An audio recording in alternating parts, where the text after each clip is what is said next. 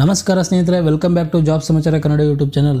ಸ್ನೇಹಿತರೆ, KPCL ಹುದ್ದೆಗಳಿಗೆ ಸಂಬಂಧಪಟ್ಟಂತೆ ಬ್ಯಾಕ್ ಟು ಬ್ಯಾಕ್ ಅಪ್ಡೇಟ್ಗಳು ಬರ್ತಾ ಇವೆ. ಸೊ ಲಾಸ್ಟ್ ವಿಡಿಯೋದಲ್ಲಿ ಎಷ್ಟು ಅಭ್ಯರ್ಥಿಗಳು ಅಪ್ಲೈ ಮಾಡಿದ್ದಾರೆ ಅಂತ ಅನ್ನೋದ್ರ ಬಗ್ಗೆ ನೋಡಿದ್ವಿ. ಸೊ ಈ ವಿಡಿಯೋದಲ್ಲಿ ಕರ್ನಾಟಕ ಪರೀಕ್ಷಾ ಪ್ರಾಧಿಕಾರ ಮತ್ತೊಂದು ಸುತ್ತೋಲೆಯನ್ನು ಬಿಟ್ಟಿದೆ. ಅದು ನೀವು ಇಲ್ಲಿ ನೋಡಬಹುದು ಸ್ನೇಹಿತರೆ. ಕರ್ನಾಟಕ ವಿದ್ಯುತ್ ನಿಗಮ ನಿಯಮಿತದಲ್ಲಿ ಖಾಲಿ ಇರುವ AE/JE ಮತ್ತು ಕೆಮಿಕಲ್ ಸೂಪರ್ವೈಸರ್ ಹುದ್ದೆಗಳ ನೇಮಕಾತಿಗೆ ಸಂಬಂಧಿಸಿದಂತೆ ಸ್ಪರ್ಧಾತ್ಮಕ ಪರೀಕ್ಷೆ 2024ರ ವೇಳಾಪಟ್ಟಿ ಮತ್ತು ಬೆಲ್ ಸಮಯಗಳನ್ನು ಕೆಳಗೆ ನೀಡಲಾಗಿದೆ.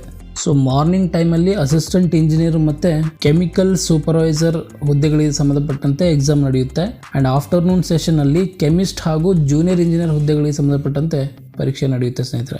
ಸೊ ಇಲ್ಲಿ ಕೆಲವೊಂದು ಪರೀಕ್ಷೆಯ ಬೆಲ್ ಸಮಯ ಮತ್ತು ವಿವರಗಳನ್ನು ಕೊಟ್ಟಿದ್ದಾರೆ. ಅಂದರೆ ನೀವು ಎಷ್ಟೊತ್ತಿಗೆ ನೀವು ರೀಚ್ ಆಗಬೇಕು, ಎಷ್ಟೊತ್ತಿಗೆ ಒಳಗೆ ಎಂಟರ್ ಆಗಬೇಕು, ಅದೆಲ್ಲ ನೀವು ಸೆಲ್ಫ್ ಓದ್ಕೊಳ್ಬೋದು.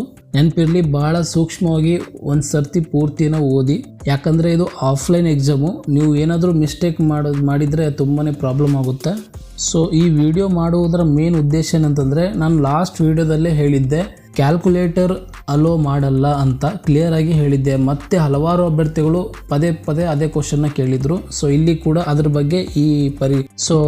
ಬಗ್ಗೆ ಇಲ್ಲಿ ಅಧಿಕೃತವಾಗಿ ಪಬ್ಲಿಷ್ ಮಾಡಿದ್ದಾರೆ. ನೀವು ಇಲ್ಲಿ ನೋಡ್ಬೋದು, ಸೂಚನೆ ಅಂತ ಇದೆ.